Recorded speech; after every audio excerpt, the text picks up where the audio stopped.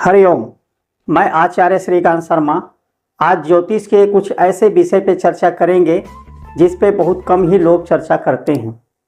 आज का हमारा विषय है चतुर्थ भाव में यदि कोई पापी ग्रह बैठे हैं, क्रूर ग्रह बैठे हैं, तो उसके उपाय कैसे किया जाए। देखिए, जैसा हम सभी जानते हैं, महर्षि पराशर ने 64वें नवांश को बहुत ही बुरा माना है। खर नवांश में इसे खर की संज्ञा दी गई है।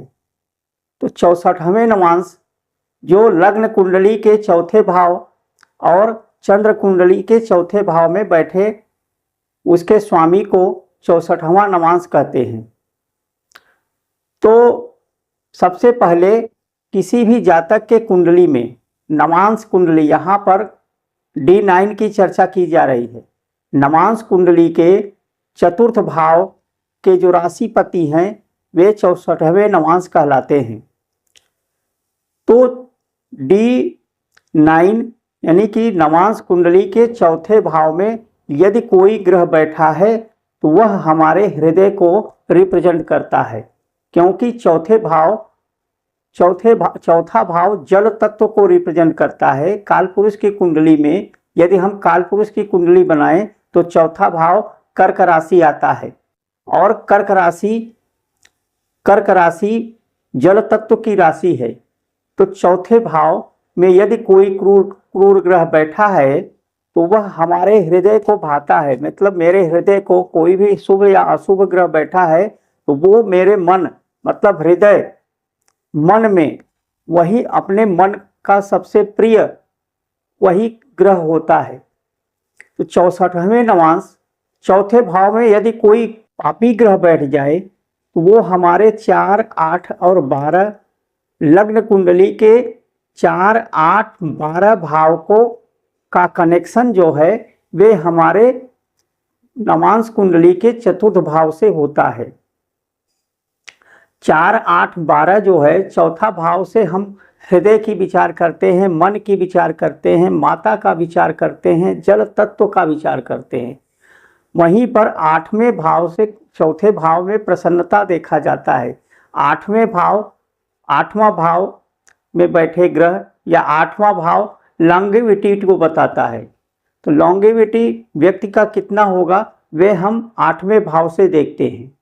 और 12वां भाव जो होता है वह हमारे आत्मा के मोक्ष की ओर जाएगा, कि हम मोक्ष की तरफ जाएंगे कि मोक्ष के विपरीत जाएंगे, ये हमारा 12वां भाव बताता है। 4, 8, 12 भाव को मोक्ष त्रिकोण भी कहा जाता है। जैसे यदि हम कोई भोजन करते हैं और उस भोजन को हम परित्याग न करें तो हमारे लिए वो बीमारी बन जाता है। तो 8वें भाव से परित्याग को दिखाता है। 8वें भाव से जब व्यक्ति रात्रि में भोजन करता है और सुबह वह टॉयलेट नहीं जाता है तो वे जो है 8वें भाव से हम उसे वो 8वें भाव से वो बाहर निकलता है। तो अष्टम भाव गुदा मार्ग को भी बताता है। तो 8वें भाव इसीलिए सारे बीमारी का जो मूल है वो अष्टम भाव है। तो अष्टम भाव को शुद्ध करने के लिए क्या किया जाता है? अष्टम भाव को शुद्धि के लिए अष्टाक्षरी मंत्र का जप किया जाता है। इन्हीं देवता के अष्टाक्षरी मंत्र जप करने से हमारे निज दोष, क्योंकि अष्टम भाव हमारे निज दोष को बताता है, तो 8वां भाव यदि हम उसकी सफाई करनी है तो हमें जो है अष्टाक्षरी मंत्र का जाप करना है। अष्टाक्षरी मंत्र क्या है? जो 8 लेटर का हो, जैसे ओम नमो नारायणाय, ये हमारा अष्टाक्षरी मंत्र है। ओम ह्रीम दुम दुर्गाय नमः, ये हमारा अष्टाक्षरी मंत्र है। 8 अष्टाक्षरी मंत्र का संबंध 8वें भाव से होता है। और हमारा जो जीवन का पुनर्यौवन देने वाला जो भाव है वह 12वां भाव है, क्योंकि 12वें भाव से मोक्ष की प्राप्ति होती है। तो 12वें भाव 12 अक्षरी मंत्र, 12वां भाव से संबंध जो है वो 12 अक्षरी मंत्र से है।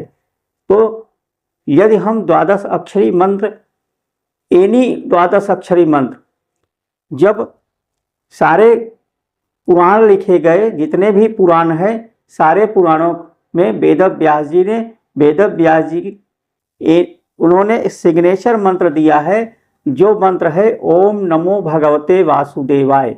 ये हमारा द्वादश अक्षरी मंत्र है। तो द्वादश अक्षरी मंत्र का जप करने से हमारे शरीर को पुनः जीवन मिलता है, वह जीवन का पुनः संचार हो जाता है शरीर में। इसलिए बीमारी से यदि पीड़ित है तो चतुर्थ भाव के मंत्रों को जप करें। यदि आपको मोक्ष की प्राप्ति चाहिए, सब प्रकार के आनंद की प्राप्ति चाहिए, तो द्वादश अक्षरी मंत्र का जप करें।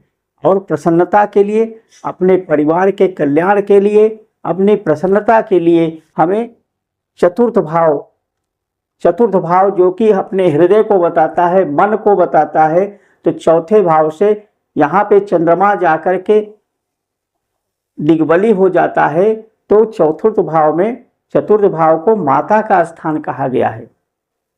तो आज हम उसी चतुर्थ भाव की चर्चा करेंगे।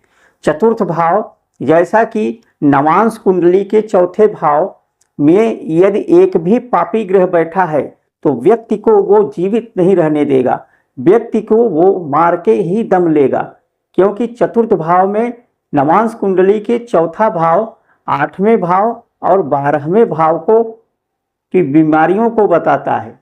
क्योंकि चतुर्थ भाव से हम अष्टम भाव से ऐसी बीमारी देखा जाता है जो जीवन को नष्ट कर देता है, जीवन की क्षय कर देता है। 12वां भाव भी बीमारी का भाव है। तो इसलिए 4, 8 और 12 का जो कनेक्शन है वो नवांश कुंडली के चौथे भाव से है। तो नवांश कुंडली के चौथे भाव में यदि कोई ग्रह बैठा है, यदि अशुभ ग्रह बैठा है तो जीवन बर्बाद कर देता है। बीमारी से उसको जीवन भर बीमारी से लड़ना पड़ता है। तो चतुर्थ भाव में यदि कोई ग्रह बैठा है तो उसके उपाय के लिए हमें क्या करना है? माता की उपासना करना है। चौथे भाव माँ को रिप्रेजेंट करता है, क्योंकि वो जल तत्व है और जल तत्व में कोई ग्रह बैठा है तो माता को रिप्रेजेंट करता है। जिस प्रकार से 9 ग्रहों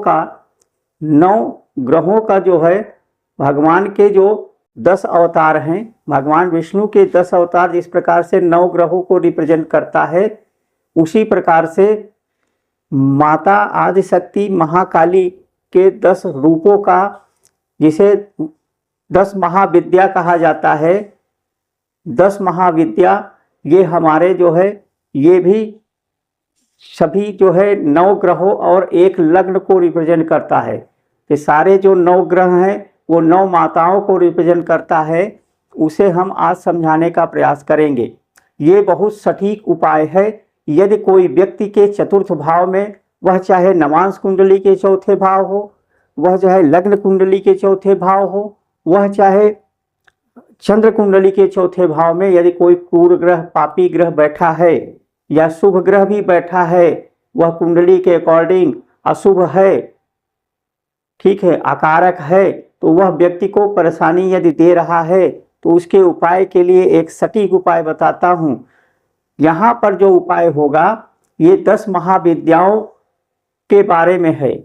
जैसे सूर्य यदि आपके चतुर्थ भाव में बैठा है, तो सूर्य यदि चौथे भाव में बैठा है तो सन से श्री मातंगी माता के मंत्र का जाप करें।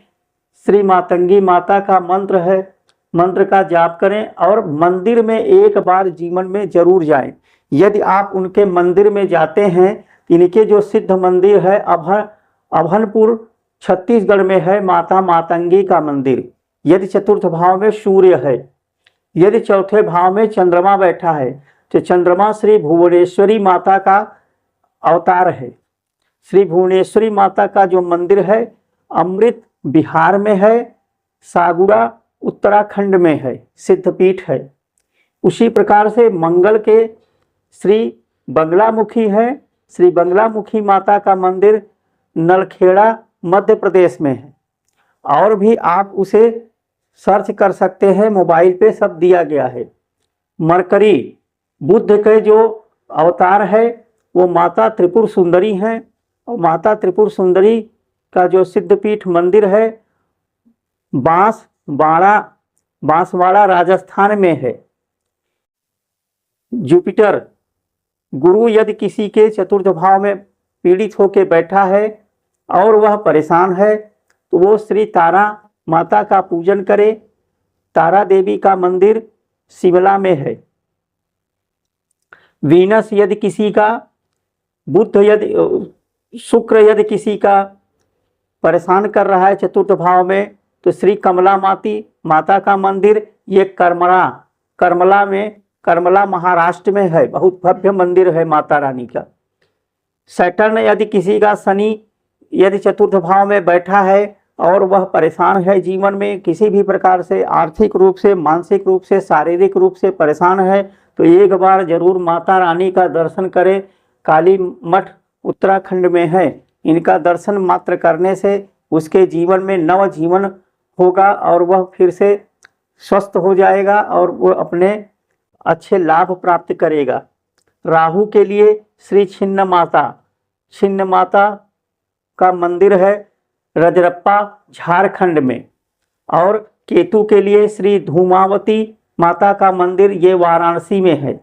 चतुर्थ भाव के मंत्र या चतुर्थ भाव में बैठे ग्रह का, उससे संबंधित देवता या देवी का आप भूल करके भी यदि मंत्र जपे तो वो आपके साक्षात प्रकट हो जाएंगी और आपको मिनट में ही नहीं लगेगा, आपके सारे कामनाएं पूर्ण होने लगेगी। इसीलिए जितनी ये 10 महाविद्याएं हैं माता का, आप वहाँ पे दर्शन करने जरूर जाएं और अपने जब भी आप मुसीबत में हों इन माता को याद करें।